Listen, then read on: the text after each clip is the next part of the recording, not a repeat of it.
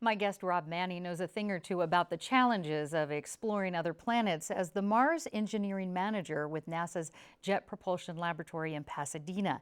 And in his new book, Mars Rover Curiosity, an inside account from Curiosity's chief engineer, it offers a rare behind-the-scenes look at space exploration today. Rob Manning, welcome. Thank you.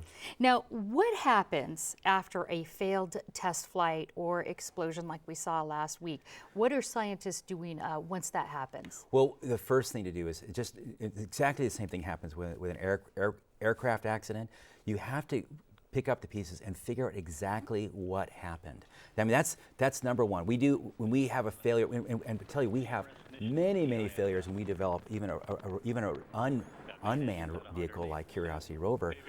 You have to get to the bottom of it and then learn from those mistakes and do something about them. Now, your book reveals some tense moments leading up to the rover Curiosity's landing. In fact, it's called the 7 Minutes of Terror. Yeah. So tell us why. Well, the thing is, okay, when this vehicle lands, first of all, we have to teach this vehicle how to land on Mars. It has to do it by itself. We have to be smart enough to give it the smarts to figure out how to land. So to clarify, it's not remote control. You're not controlling it from Earth. That's right. In fact, when it lands, the time it lands on Mars, 13 minutes elapses between the time we get that signal and it arrives on Earth. So it's all over with well before we even arrives at Mars. So we have to train it how to land, how to be a hypersonic pilot to fly through outer space. We have to teach it how to be a helicopter pilot with a jetpack and land safely on the surface of another planet. And it's almost like a computer program when we know what happens sometimes or can happen with that. But let's get back to the people involved in this. Paint a picture for us of what it's like for a team when you realize that moment that this landing is successful. Well, when you hear us all screaming and turning blue, it's because we are not just happy that our work was successful, that's obvious, but the real thing is we're very relieved.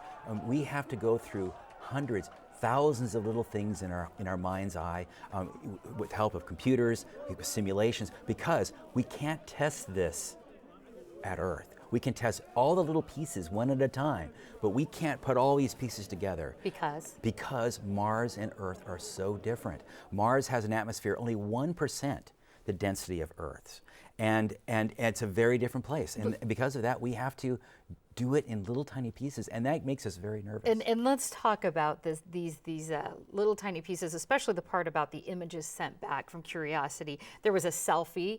They're incredibly clear and crisp pictures coming back. What else does Curiosity do besides take pictures? Well, it's very good at taking pictures, and some of the best pictures came from San Diego, as a matter of fact. Other things it does, it's got laboratories. It's got 2 labs. So the first time ever, we have sent a rover to Mars with laboratories that can actually taste and chemically assess the mineralogic and the chemical and the crystalline structure. So it takes core samples and brings it back onto itself. In fact, it takes a baby aspirin's amount of very ground fine powdered rock. And from that, we can deduce a lot about what that rock was all about when it was created. And the things that we found so exciting about this mission, on our very first attempt, drilling our very first little hole, is we succeeded in getting our most important mission objective, which was to find out whether Mars was habitable for life.